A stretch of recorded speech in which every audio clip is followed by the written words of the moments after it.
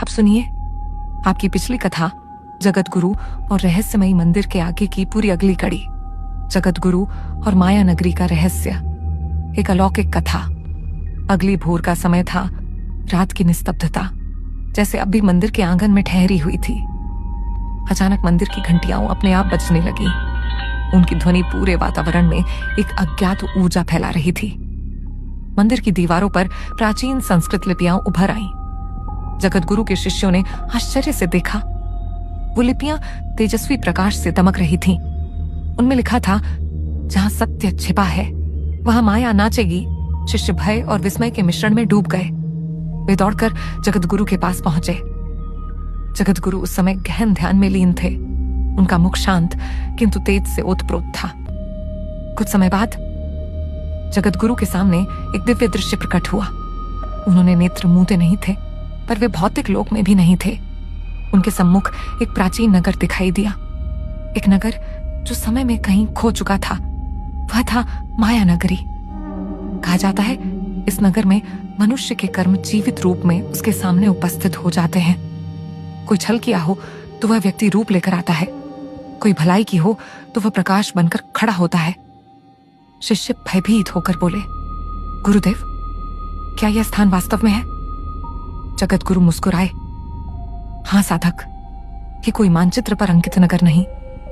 यह केवल उन्हीं को दिखता है जो अपने भीतर के अंधकार को पार करने की क्षमता रखते हैं। उनकी आंखों से एक अद्भुत तेज निकल रहा था, मानो वे किसी अदृश्य द्वार को देख पा रहे हों।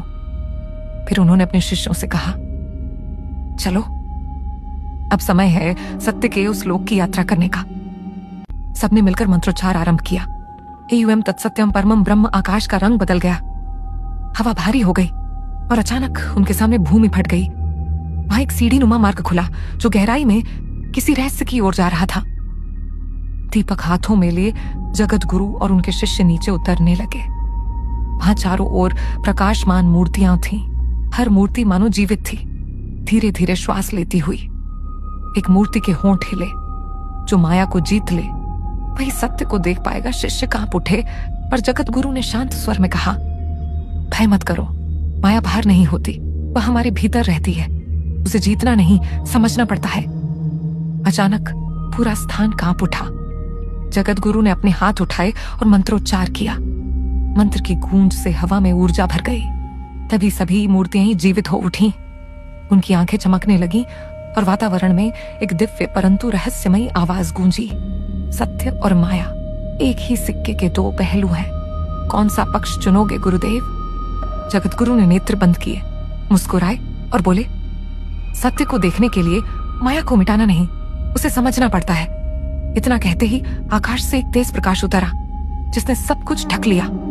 मंदिर, मूर्तियां, शिष्य, सब कुछ उस प्रकाश में विलीन हो गया।